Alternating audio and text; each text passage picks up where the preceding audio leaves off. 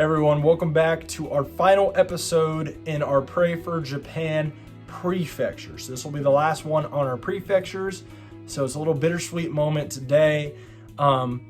This is about the Okinawa prefecture. So we're coming down, this is the last video, but I want to take the time and say that this is not going to be the final installment of the Pray4Japan series.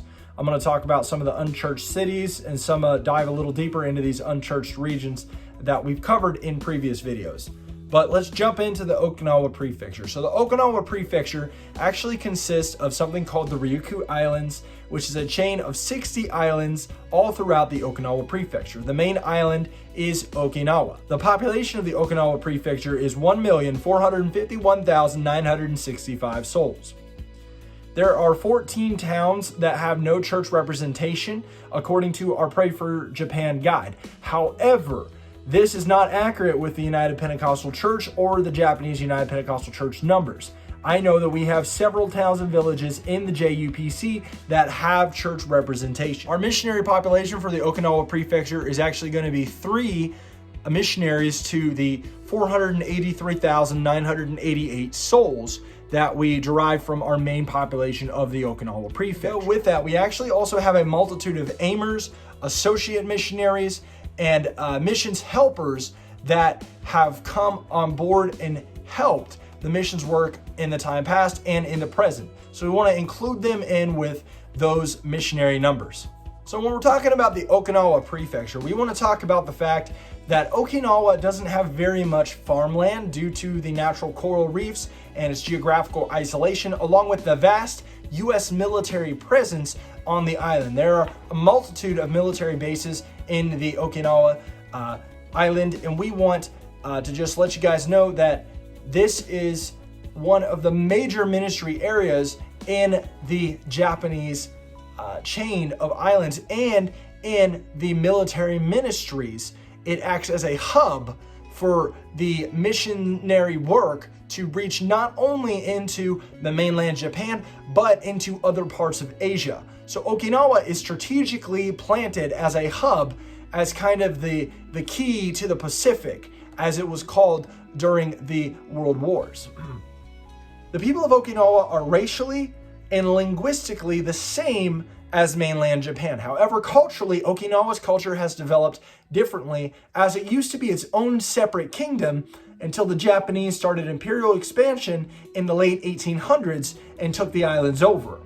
In the end of the Second World War, the Americans occupied Okinawa along with the rest of Japan, and this would conclude Okinawa being part of the main Japanese nation. So Okinawa has been a firm part of the Japanese prefectures since the 1800s, and was solidified when the Americans handed back Okinawa to the Japanese government after the end of the American occupation at the end of the Second World War. Okinawa has had a multitude of historic tragedies, many of these such as early government policies of discrimination upon the Japanese, and of course the 27-year occupation that I mentioned before by the United States of America, which left some tensions still between many of the Okinawans and the American military that were present. Okinawa still has many scars left over from these tragedies, and we want the Lord to move on these situations in time, that these situations will not hinder the growth of the gospel in the Okinawa prefecture. So actually only 1.7% of the Okinawan population are Buddhist, and 0.3% are Shinto. And 0.3% are Shinto. Popular folklore beliefs actually take precedence over these two religions in the Okinawa prefectures. Many people prefer to stay with the Okinawan folklore instead of the main Japanese traditions. Going on to what the church percentage actually is, Okinawa actually has a fairly higher amount of churches and church attendance than the national average in the nation of Japan. This is many thanks in part to the efforts of missionaries and the American military presence being able to create a safe environment for missionaries to operate in. So some things that we're going to pray about today. We want to pray for the COVID-19 situation.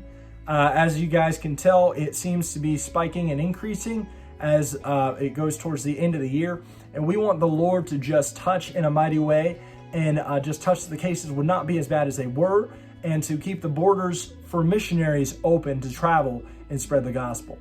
Second thing that we want to pray for is we want to pray for the Lord to touch and move in a mighty way in the Okinawa Prefecture. We have a multitude of churches. As I mentioned before, that is the prefecture that I am based out of with the Global Impact Church in Naha City. And we want the Lord to do a mighty work, not only in Okinawa, but in every prefecture across the nation of Japan. Only 47% of the villages and towns have no churches.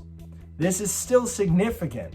We need the Lord to move and help us find these villages and these towns, many of which can be in remote places that the tourists wouldn't necessarily go to, that you wouldn't necessarily see. And we want God to help us get into these villages and get into these towns and touch those peoples with the gospel of Jesus Christ. As always, we want to pray for our hospitals, our nursing homes, our fire stations, police departments, and we want to touch on the Japanese Defense Force. They have some bases on Okinawa, and of course the multitude of military bases that are on Okinawa. As I mentioned before, Okinawa has an absolute tremendous multitude of American presence and American military bases, and we want the Lord to move on these bases and touch the military men and women and get a hold of apostolic chaplains, apostolic military ministers to help them reach these American military that are in Okinawa.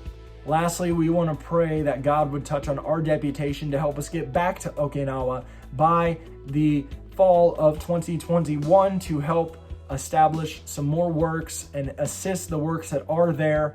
And we ask that you guys would help us pray for our funding and just pray that God would have a mighty way in a short deputation, a prosperous deputation, to help us raise the budget that we need to get back and assist the work in Okinawa. As I mentioned at the beginning of the video, this is our final prefecture for the Pray for Japan series, but it will not be our final video. This is the last one on the prefectures.